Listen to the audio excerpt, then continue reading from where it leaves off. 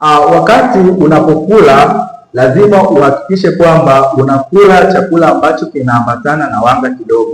Kosa ambalo watu wamekuwa wakilifanya miaka mingi ni kwamba watu wamekuwa wakila wanga nyingi na vyakula vingine wamekula kwa uchache, lakini usichokijua ni kwamba ulaji wa wanga nyingi ndio unaopelekea changamoto nyingi za kiafya kama vile unene uliopitiliza pamoja na uzito uliopitiliza, lakini changamoto za kiafya kama acid reflux, bawasiri na changamoto zinazofanana na hizo.